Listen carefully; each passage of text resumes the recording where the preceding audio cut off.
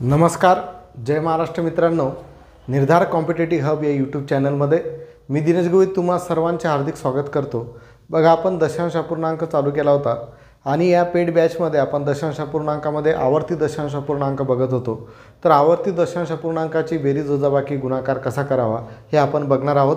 तर बघा, एक पहिलं एक्झाम्पल आपल्यासमोर आहे. 0 आवर्ती 12 0 आवर्ती 23 बरोबर किती यांची बेरीज आहे. तर बघा, 0 आवर्ती 12 म्हणजे त्याला आपण लिहू शकतो 0.12 अधिक 0.23ला काय लिहू शकतो 0.23. ठीक आहे, दोन स्थळांची केली तरी चालेल. 2 आणि 3 किती होतात 5. 1 अधिक 2 किती होतात 3. परत हे 5 हे 3 5 3 0 0 0.35 म्हणजेच आपण लिहू शकतो 0.35 आवर्ती चिन्ह. म्हणजे याचं उत्तर काय टाकेल 0 दशांश चिन्ह आवर्ती 35. ठीक आहे, हे दुसरं एक्झाम्पल आहे. बघा, 0 दशांश चिन्ह आवर्ती 3 अधिक 0 दशांश चिन्ह आवर्ती 21. आता याला काय लिहू शकतो 0.3333 कारण 3 वरती डॉट आहे. 0.21 तर याला काय लिहू शकतो 0.21. ठीक आहे, 3 अधिक 1 4 3 आणि 2 5 3 अधिक 1 4 3 आणि 2 5 0 पॉईंटशी पॉईंट म्हणजे त्याला आपण लिहू शकतो 0.54 आवर्ती 0.54 आवर्ती. ठीक आहे, अशा पद्धतीनुसार एक्झाम्पल हे सॉल्व करायचे आहेत. खूप सोपे असतात, काही अडचण येणार नाही. काही एक्झाम्पल अजून बघूया.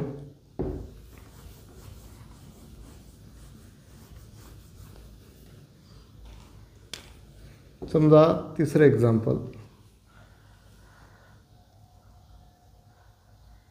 0.78 0.79 0.78 अधिक 0.79 कसं सॉल्व करणार. इझी आहे. 0.78 वरती आवर्ती चिन्ह आहे म्हणजे 78 असं लिहून घेतलं. 0.89 आहे 89 असं लिहून घेतलं. बेरीज करा. 9 8 17 7 हातचा आला 1 8 8 16 6 हातचा आला 1 बरोबर आहे.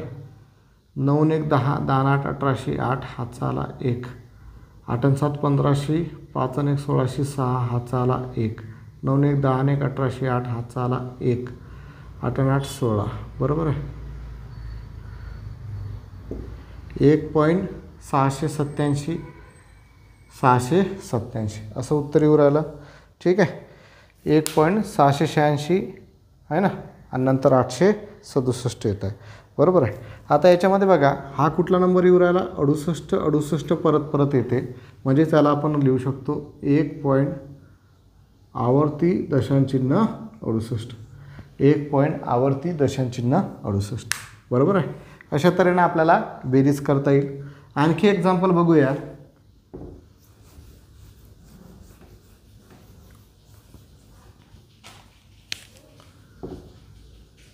चौथं एक्झाम्पल समजा असं आहे. 0.2 आवर्ती 1 अधिक 2.347 आवर्ती याचं उत्तर किती येईल. ठीक आहे, आता बघा 0.2 नंतर 1 वरती आवर्ती आहे म्हणजे हा 1 परत येणार आहे ना. आणि तर 2.3 जसा तसा हा 47 परत येईल आहे ना. तर इथं परत अजून घेऊन टाकू बेरीज. 1 अधिक 7 8 4 अधिक 1 5 1 अधिक 7 8 4 अधिक 1 5 2 आणि 3 5 2 बेरीज बघा. 2 आणि 3 हा 5 वेगळा आहे पण हे 58 परत येत आहे म्हणजे उत्तर काय येईल 2.5 आवर्ती 58 2.5 आवर्ती 58. अशा तऱ्हेनं आपण हे करू शकतो. सोपी आहे. आवर्ती दशांश अपूर्णांकाची बेरीज आणि वजाबाकी. ठीक आहे, वजाबाकी करताना सेम असंच करायचं आहे. बघा, दुसरं एक्झाम्पल आपण घेऊ.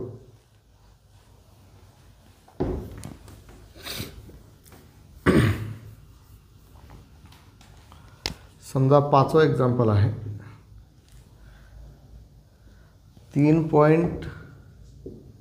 आवर्ती 69 अधिक 2.34 आवर्ती वजा 3.37 आवर्ती.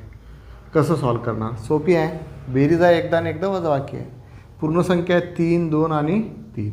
करता येईल पूर्ण. 3 अधिक 2 5 झाले आणि 5मधून 3 गेले, किती राहिले रे? 2. म्हणजे 2 पॉईंट. आता पुढे आपल्याला हे बघायचं 0.69 आवर्ती आहे किंवा डायरेक्ट करून घेऊ. 3.69 आणि हे 2.34 याची बेरीज आहे. तर पहिले बेरीज करून घेऊ. 9 4 13 3 हातचा आला 1. 6 4 10 0 हातचा आला 1. 9 4 13 1 14 4 हातचा आला 1. 6 3 9 9 1 10 0 हातचा आला 1. 9 4 10 4 14 4 हातचा आला 1. 6 3 9 9 1 10 0 हातचा आला 1. 3 2 5 आणि 1 6. म्हणजे कितीवर आले? 6.0404 म्हणजे 6.04 आवर्ती उत्तर आलं. आणि त्याच्यामधून 3.37 वजा करा. 3.37 आवर्ती हे वजाबाकी करायचे. कसं करता येईल? 6.0404 आणि 3.37 वजाबाकी करायचे आहे. 4तून 7 जातात का? नाही जात. 0मधून नाही घेता येईल. इथून हातचा घेतला, इथं झाले 10, इथं झाले 9. 10तून 7 गेले, किती राहिले? 3. 9तून 3 गेले, किती राहिले रे? 4. 3तून 7 जातात का? नाही जात. परत इथून 3, इथं झाले 9, इथं झाले 13. 13मधून 7 गेले, किती राहिले? 6 राहिले. 9तून 3 गेले, किती राहिले? 6. परत 3तून 7 नाही जात. इथून हातचा घ्यायला गेले, इथं राहिले 5, इथं झाले 9, इथं झाले 13. 13तून 7 गेले, किती राहिले? 6. 9तून 3 गेले, राहिले 6. 5तून 3 गेले, राहिले 2. म्हणजे आपल्याला काय भेटू राहिला? 6 6 परत भेटू राहिला. म्हणजे याचं उत्तर लिहू शकतो 2.6 आवर्ती. 2.6 आवर्ती. अशा तऱ्हेनं आपण बेरीज आणि वजाबाकी दशांश अपूर्णांकाची करू शकतो. ठीक आहे. पुढे बघूया गुणाकार कसा करणार. गुणाकारसुद्धा सोपी आहे, काही अडचण नाही त्याच्यामध्ये. बघा, एक आवर्ती दशांश अपूर्णांकाचा गुणाकाराचं उदाहरण आहे. 3.21 आवर्ती आणि गुणेला 1.3 आवर्ती. तर याला साध्या अपूर्णांकामध्ये कन्वर्ट करून घ्या तर 3 पूर्णांक होईल. बरोबर आहे. इथं काय होतील? 21 वजा हे 2 त्याच्यामधून वजा करावं लागतील. आणि खाले एकावरतीच आवर्ती चिन्ह आहे म्हणजे 1 9 आणि पुढे काही नाही म्हणून 0. कालच आपण बघितलं. वजा एक पूर्ण संख्या आहे, एक पूर्णांक. इथं 3 वरती आवर्ती आहे म्हणजे 3/9. पुढे सॉल्व करू. हे वजा नाही, गुणाकारात चिन्ह आहे. बरोबर. 3 गुणेला 21मधून 2 गेले, किती राहिले? 19/90 गुणेला याला साध्या अपूर्णांकामध्ये कन्वर्ट करू. 9 1 9 9 3 12 12/9. याला कन्वर्ट करायचं जर म्हटलं तर 90 गुणेला 3 9 27 270 अधिक 19/90 गुणेला 12/9. पुढे सॉल्व करूया. बघा, बरोबर. 0 अधिक 9 9 झाले. ठीक आहे. 7 अधिक 1 8 झाले आणि 2 जसाच्या तसा 289/90 गुणेला 12/9. ठीक आहे. संक्षिप्त रूप देऊन बघा किती येईल उत्तर. 9ने जर भागलं, याला जरा 3ने भागलं, 3 त्रिक 9 30, 3 चौक 12. पुढे काही जाते? नाही जात. पुढे काही जाणार नाही. करून घ्या. 9 चौक 36 6 हातचे आले 3. 8 चौक 32 32 आणि 3 35 5 हातचे आले परत 3. 2 चौक 8 8 आणि 3 1156 आणि 9 त्रिक 27 1156/270. याला कितीने भाग जातो? 2ने भाग जातो. 2 पंच 10 2 साती 14 2 आठी 16 2 1 2 2 त्रिक 6 2 पंच 10 म्हणजे उत्तर आलं 578/135. याला पूर्णांकयुक्त अपूर्णांकामध्ये सुद्धा आपण लिहू शकतो, कारण हा काय आहे? अंशाधिक अपूर्णांक आहे. ठीक आहे. अशा तऱ्हेने हे उत्तरं सॉल्व करायचे आहेत आणि गुणाकार करून घ्यायचा आहे. सोपी आहे आवर्ती दशांश अपूर्णांकाचा गुणाकार सुद्धा. ठीक आहे. पुढचं एक्झाम्पल आपण बघूया.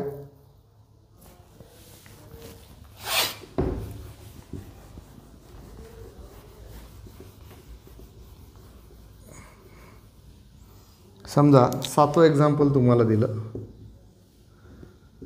5.23 आवर्ती गुणेला 2.1 आवर्ती बरोबर किती। आता पॉईंटच्या अगोदर 5 आहे म्हणून 5 पूर्ण संख्या आहे। आता 2 वरती आवर्ती चिन्ह नाही, 3 वरती आहे म्हणून 23 वजा 2 करून घ्यावं लागतील आणि एकाच अंकावरती आवर्ती चिन्ह आहे म्हणून 1 वेळेस 9 आणि 1 0 गुणेला 2.1/9। ठीक आहे, करून घ्या। 5 23मधून 2 गेले 21, 21/90 गुणेला 9 2 18, 18 आणि 1 19/9।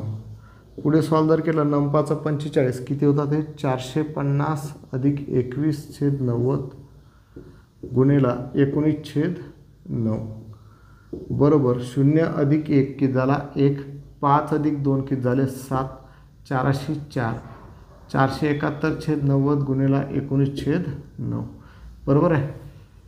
आता बघा 7 आणि 1 8 आणि 4 12/9 आहेत म्हणजे याला 3 ने भाग जातो, दोन्ही याला देऊन टाका। 3 3 9 30, 3 1 3, 1 बाकी राहिला, 3 5 15, 2 बाकी राहिले, 3 7 21 परत 7 5 12 आणि 1 13 भाग जात नाही म्हणजे 157 गुणिले 19 आणि 30 गुणिले 9 केलं की उत्तर भेटेल बरोबर आहे।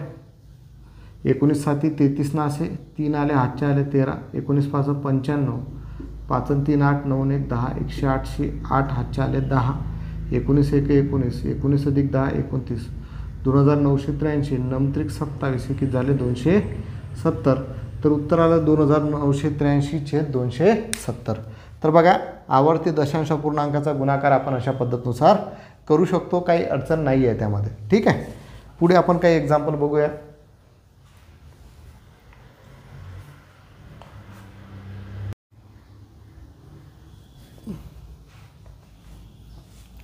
पुढचा प्रश्न बघा कसा आहे की वर्गमुळात 7.1 आवर्ती 1। ठीक आहे, तर याला काय करू शकतो आपण, याला कन्वर्ट करून जर घेतलं तर हा 7 ही काय आहे पूर्ण संख्या आहे ना, पुढे येईल 1 वरती आवर्ती चिन्ह आहे म्हणजे याला आपण लिहू शकतो 1/9। ठीक आहे, 7 दशांश चिन्हाच्या अगोदर आहे म्हणून 7 पहिले घेतला, 1 वरती आवर्ती चिन्ह आहे म्हणून 1 जसा तसा आणि एकाच अंकावरती आवर्ती चिन्ह आहे म्हणून 1 वेळेस 9 गुणाकार करून घेऊ। 9 7 63 आणि 1 64 म्हणजे याचं उत्तर किती येते वर्गमुळात 64/9, 64/9। आता पुढे बघा 64चं वर्गमूळ किती 8, 9चं वर्गमूळ किती 3 म्हणजे 803 उत्तर आलं। याला जर लिहायचं म्हटलं तर पूर्णांकयुक्त अपूर्णांकामध्ये 3 दुनी 6, 2.2/3 उत्तर येईल बरोबर ना, 2.2/3 आहे ना।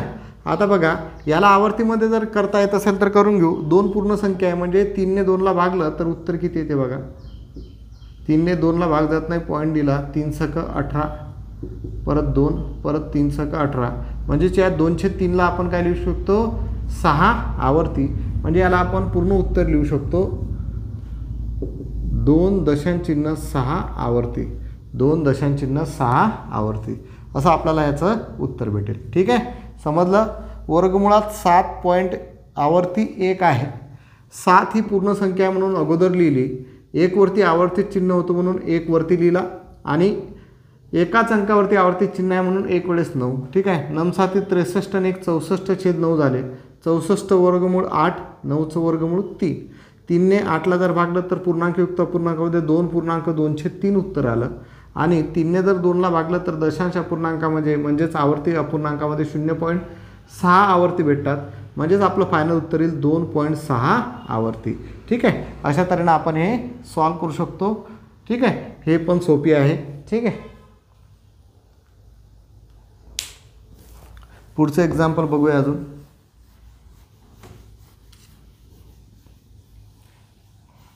पुढे बघा अशाच टाईपचं एक एक्झाम्पल यांनी दिलेलं आहे।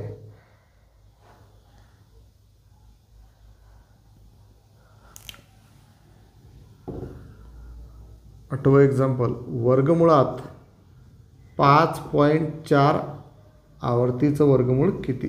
ठीक आहे, आता परत सेम 5 पूर्ण संख्या आहे, 4च्या डोकावरती आवर्ती आहे म्हणजे 4 सिंगल आहे म्हणून 9, 9 5 45 आणि 4 49 म्हणजे वर्गमुळात किती येतील 49/9।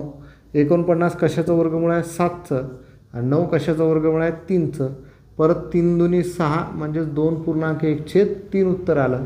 आणि याला जर भागलं तर किती येईल उत्तर 0.9 आवर्ती येईल. बरोबर आहे ना, कारण 1ला जर आपण 3ने जर भागलं तर 0चा भाग गेला, पॉईंट गेला 10, 3 त्रिक 9 हेच चालू राहील, म्हणजे 0.3 आवर्ती येईल. म्हणजे याला फायनल उत्तर लिहू शकतो 2 आवर्ती 3. याला हा डॉट लिहू शकतो 2 आवर्ती 3. ठीक आहे, हे सुद्धा परीक्षेमध्ये प्रश्न आलेले आहेत, सॉल्व करायचे आहेत, जास्तीत जास्त प्रॅक्टिस करायची आहे. ठीक आहे, पुढचं एक्झाम्पल अजून बघूया.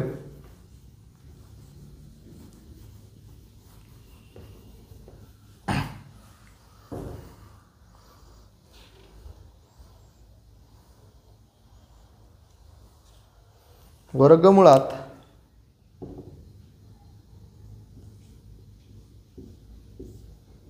0.187 आवर्ती बरोबर किती. कसं करता येईल. आता बघा, पॉईंटच्या अगोदर 0 आहे, काही मतलब नाही, म्हणजे डायरेक्ट वर्गमुळातील हे किती आहेत 187. याच्यामधून वजा किती करावं लागतील. या 18वरती आवर्ती चिन्ह नाही, वजा 18. ठीक आहे, या 7वरती आवर्ती चिन्ह आहे म्हणजे 1 9, आणि या 2 अंकांवरती आवर्ती चिन्ह नाही म्हणून 2 0. हे सॉल्व करावं लागेल. तर पुढे येईल, इकडे घेऊया आपण. 7तून 8ने जात, 17मधून 8 गेले, किती राहिले रे 9 8 17 9 राहिले आहे ना. इथं 7तून 1 गेला, 6 राहिला, 1 169/900 उत्तर आलं. 169 कशाचा वर्गमूळ आहे 13चं, 900 कशाचं वर्गमूळ आहे 30चं, म्हणजे उत्तर किती येईल 13/30. याला पुढे सॉल्व करता येते का, नाही करता येत, कारण हा अंशाधिक छेदाधिक अपूर्णांक आहे. हेच उत्तर येईल याचं 13/30. ठीक आहे, अशा पर्यंत आपण हे सॉल्व करू शकतो, खूप सोपं आहे. ठीक आहे,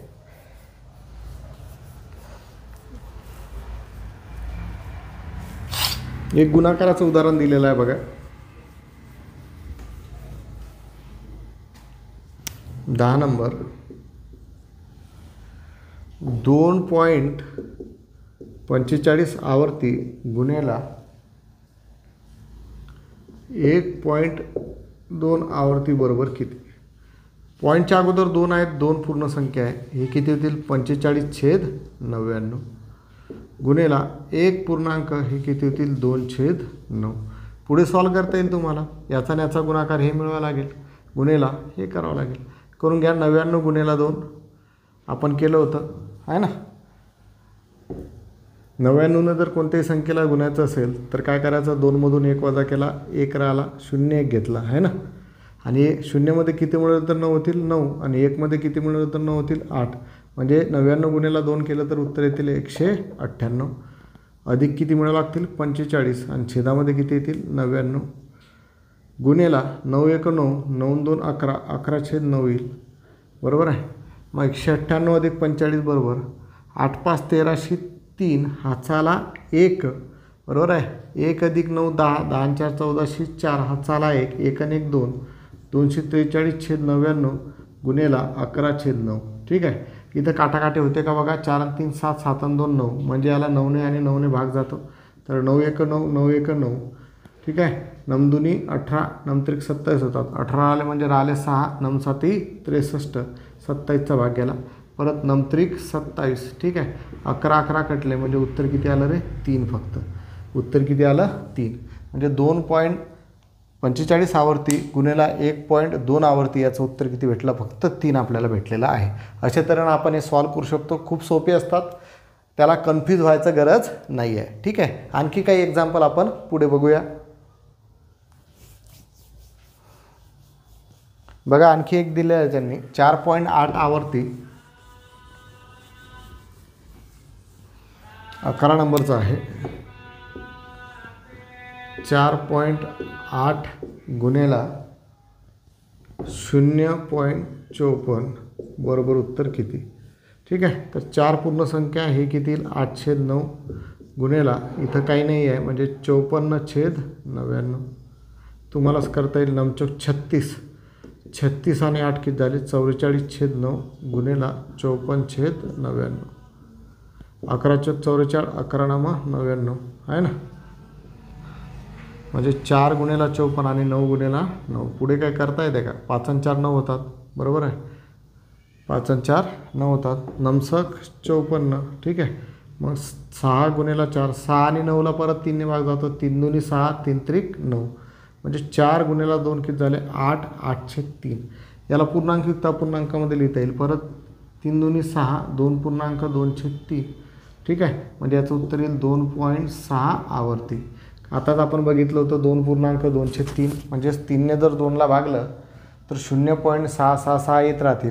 म्हणजेच 6च्या डोक्यावरती आवर्ती चिन्ह राहील, म्हणून आपण त्याला 2.6 आवर्ती असं म्हणू शकतो. ठीक आहे.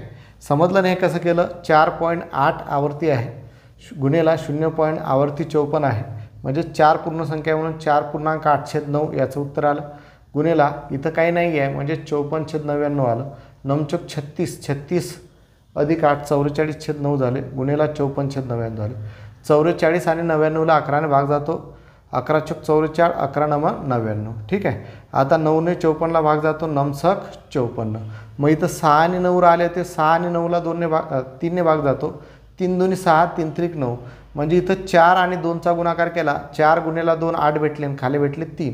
3ने जर 8ला भागलं तर पूर्णांकयुक्त अपूर्णांकामध्ये 2.2/3 संख्या भेटली आणि आपल्याला फायनल उत्तर भेटलं 2.6. ठीक आहे. अशा तऱ्हेने एक्झाम्पल सॉल्व करा, जास्तीत जास्त प्रॅक्टिस करा. पुढचं एक्झाम्पल अजून बघूया. जर 2.0583 आवर्तीचं चिन्ह बरोबर 2,583/x, तर x बरोबर किती? एकदम सोपं उदाहरण आहे. ठीक आहे. पॉईंटच्या अगोदर 2 आहे, म्हणजे 2 पूर्ण संख्या लिहिली. आता आवर्ती कशावरती आहे? 0,583, म्हणजे ज्याला 583च लिहिता येईल. किती संख्यांवरती आवर्ती चिन्ह आहे? 4 संख्यांवरती. म्हणजे इथं किती येईल? 4 वेळेस 9 आपला एक्सची किंमत राहील. 4 वेळेस 9 आपला एक्सची किंमत राहील. आपण ऑलरेडी बघितलेलं आहे. ठीक आहे. अशा तऱ्हेनं एक्स बरोबर 4 वेळेस 9. ठीक आहे. आता बघा, आवर्ती दशांश पूर्णांक आपण बघितलं. आता आपल्याला बघायचं आहे चिन्हांचे नियम. लक्षात घ्या, आपण जो अपूर्णांक बघितला, अपूर्णांकाची बेरीज वजाबाकी गुणाकार भागाकार बघितला. त्यानंतर आपण दशांश अपूर्णांकाची बेरीज वजाबाकी गुणाकार भागाकार बघितला. पूर्णांकयुक्त अपूर्णांकाची बेरीज वजाबाकी गुणाकार भागाकार बघितला. आवर्ती दशांश अपूर्णांकाची पूर्ण कन्सेप्ट आपण क्लिअर केल्या. तर त्यासाठी बघा, आपल्याला माहीत असेल सिम्प्लिफिकेशन या नावाचा चॅप्टर आपल्याला आहे. सरलीकरण, सरळरूप द्या.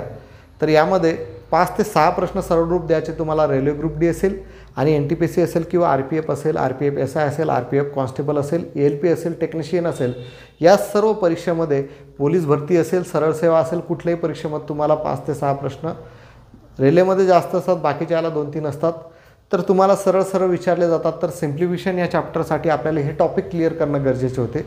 आता हे चॅप्टर आपण क्लिअर केले. आता एक चिन्हांचा नियम पाहून पुढे आपण व्ही बोडोमास रूल पाहून सरळरूप द्या याचे प्रश्न बघणार आहोत. आजच्या लेक्चरमध्ये आता आपण बघूया चिन्हांचे नियम. ठीक आहे. तर चिन्हांचे नियम एकदम सोपी आहेत, क्लिअर करून घ्या.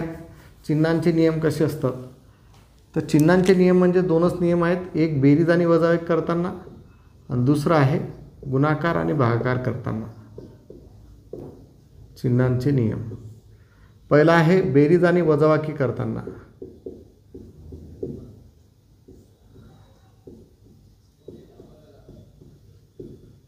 याच्यामध्ये 2 गोष्टी आहेत.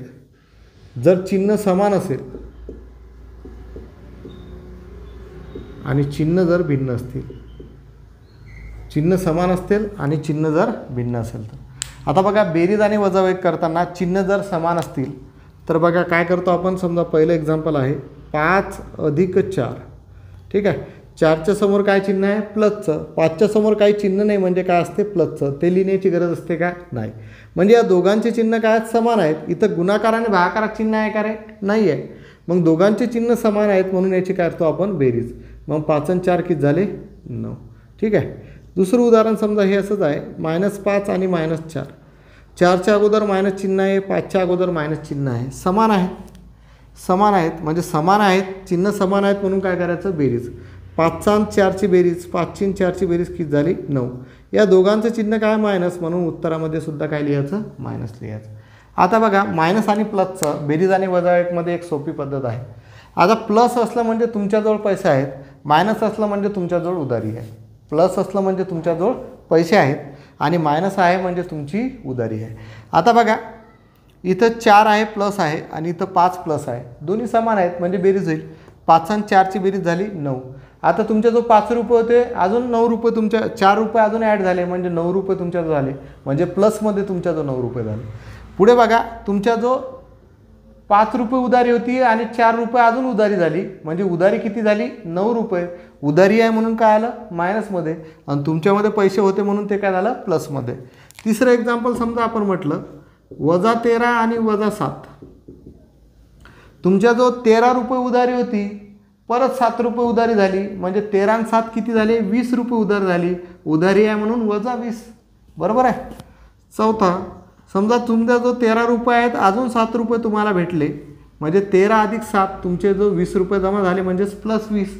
हे 20 लिहिण्याची गरज आहे का प्लस लिहिण्याची गरज आहे का नाही. म्हणजे बेरीज आणि वजा करताना एवढं लक्षात घ्या उधारी असेल तर मायनसमध्ये चिन्ह आहे आणि उधारी नसेल तर प्लसमध्ये चिन्ह आहे. हे तुम्हाला समजून सांगण्यासाठी म्हणजेच लक्षात ठेवण्यासाठी मी सांगितलं. ठीक आहे. आणि नाही तर काय करायचं आहे समान चिन्ह असतील तर बेरीज दोन्ही संख्यात जे चिन्ह असेल ते उत्तराला द्यायचं. इथं 5 आणि 4 दोघांचं प्लस प्लस होतं म्हणून +9. 5 आणि 4ची बेरीज केली 9 आणि दोघांचं मायनस मायनस चिन्ह होतं म्हणून मायनस. ठीक आहे. आता आपण बघूया बेरीज आणि वजाबाकीचे चिन्ह जर भिन्न असतील तर त्यावेळेस काय करायचं.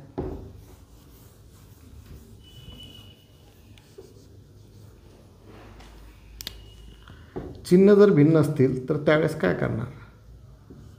आता बघा समजा 5 - 4 आहेत. ठीक आहे. आता बघा याचं चिन्ह काय आहे मायनस, याचं चिन्ह काय आहे प्लस. म्हणजे चिन्ह काय आहेत भिन्न आहेत. याच्यामध्ये गुणाकार आणि भागाकार चिन्ह आहे का नाही आहे. म्हणजेच हे काय बेरीज आणि वजाबाकी आहे. मग भिन्न चिन्ह असतील तर काय करायचं मोठ्या संख्येतून लहान संख्या वजा करायची आणि उत्तराला मोठ्या संख्येत चिन्ह द्यायचं. मोठ्या संख्येतून लहान संख्या वजा करायची आणि उत्तराला मोठ्या संख्येतून चिन्ह द्यायचं. मग आता 5 मधून 4 काढले किती राहिले रे 1 बरोबर आहे. आणि मोठी संख्या कोणती आहे याच्यामध्ये 5 म्हणजे याचं चिन्ह काय येईल +1 म्हणजे 1 लिहिण्याची गरज नाही. हे आपण डायरेक्ट लिहितो. दुसरी पद्धत काय लक्षात ठेवण्यासाठी नाही लक्षात येऊ राहिलं काय आहे तर 5 रुपये तुमच्या जो आहेत त्यामधली 4 रुपये तुम्ही उधारी दिली. 5 रुपये तुमच्या जो होते त्याच्यामधले 4 रुपये उधारी दिली म्हणजे तुमच्या जो काय राहिला 1 रुपया राहिला. मग 1 रुपया तुमच्याजवळ आहे म्हणजे ती उधारी आहे का नाही आहे म्हणजेच तो काय आला प्लसमध्ये. दुसरं समजा असंच घेतलं मी 4 - 5. 5चं चिन्ह मायनस 4चं प्लस.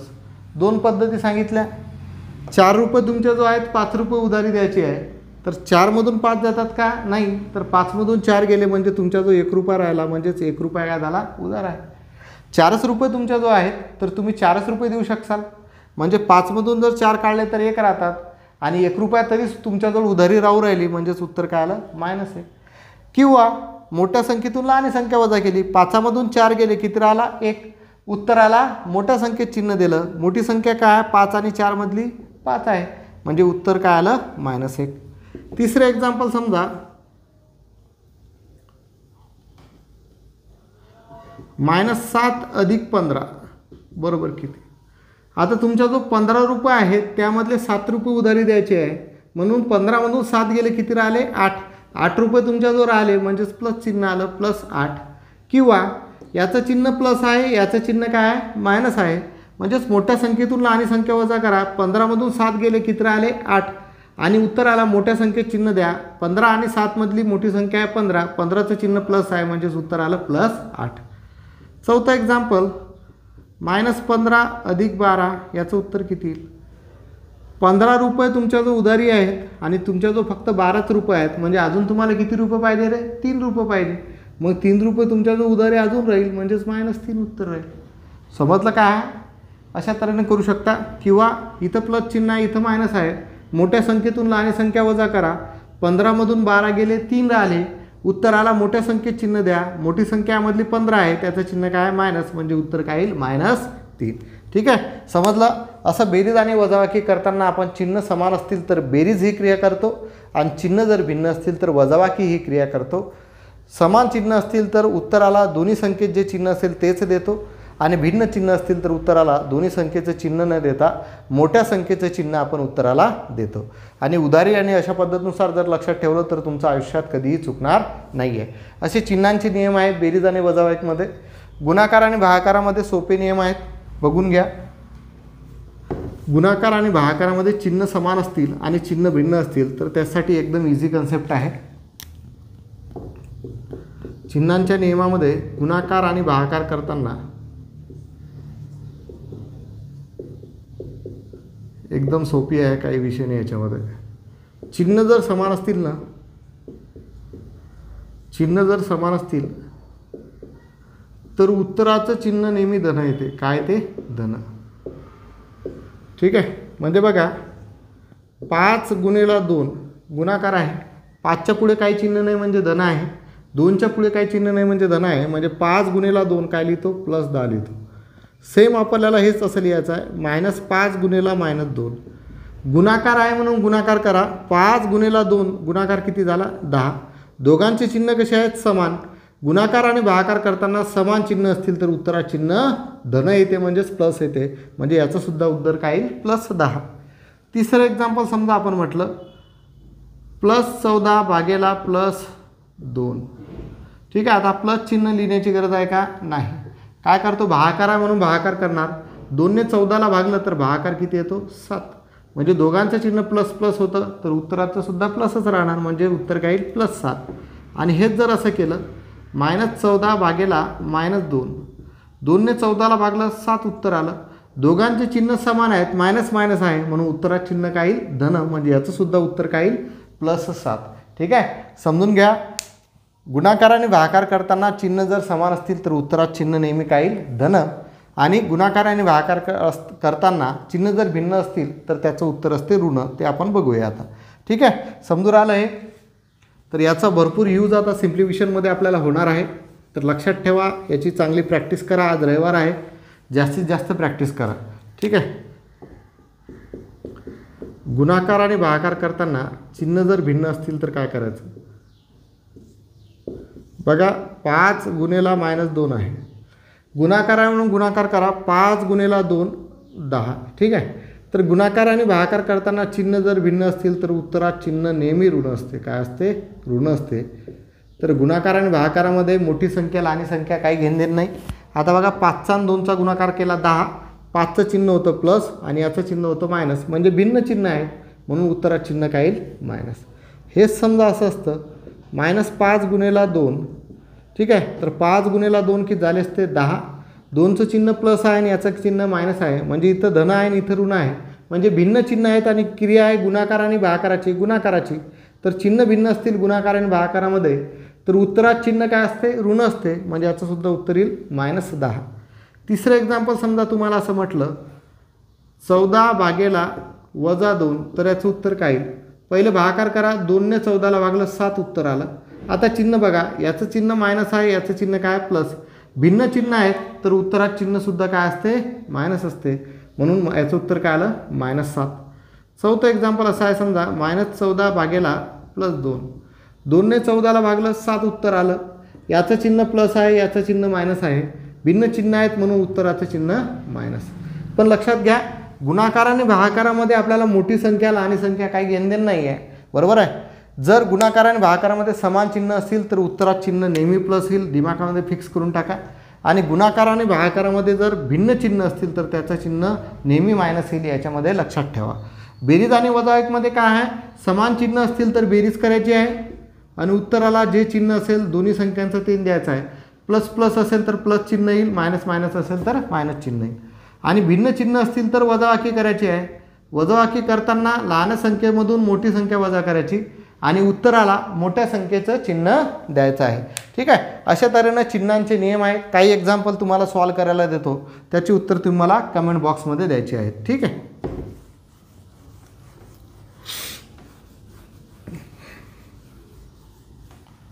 आता बघा, तुम्ही सॉल्व करा फटाफट. तुमच्या वहीमध्ये -5 + 2 बरोबर याचं उत्तर किती? दुसरं 12 - 17 याचं उत्तर किती?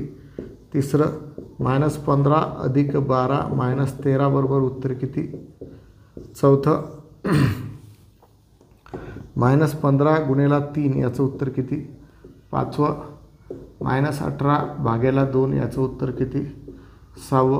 -144 भागेला -12 याचं उत्तर किती? 7वं एक्झाम्पल 18 व अधिक 17 वजा 25 बरोबर याचं उत्तर किती? 8वं एक्झाम्पल -18 गुणिले -2 याचं उत्तर किती? 9वं एक्झाम्पल -15 गुणिले -3 गुणिले 1 याचं उत्तर किती? ठीक आहे. आणि 10वं एक्झाम्पल इकडे लिहितो, -15 अधिक 25 -24 याचं उत्तर किती? हे 10 एक्झाम्पल तुम्ही सॉल्व करा, बेरीज आणि वजाबाकीचे आहेत, आणि त्याची उत्तर तुम्ही मला कमेंट बॉक्समध्ये द्या. आजच्या लेक्चरमध्ये इथंच थांबूया. ठीक आहे. तर लक्षात घ्या, आज आपण आवर्ती दशांश अपूर्णांक कंप्लीट केला आणि चिन्हांचे नियम बघितले. उद्या बघा, आता तुम्हाला काय करायचं आहे, अपूर्णांकाची बेरीज वजाबाकी गुणाकार भागाकार, पूर्णांकयुक्त अपूर्णांकाची बेरीज वजाबाकी गुणाकार भागाकार, दशांश अपूर्णांकाची चांगली प्रॅक्टिस करा, आवर्ती दशांश अपूर्णांकाची चांगली प्रॅक्टिस करा आणि चिन्हांच्या नियमाची चांगली प्रॅक्टिस करा. कारण उद्या आपण सिम्प्लिफिकेशनची उदाहरणं म्हणजे मिक्स उदाहरणं आपल्याला सॉल्व करायचे आहेत.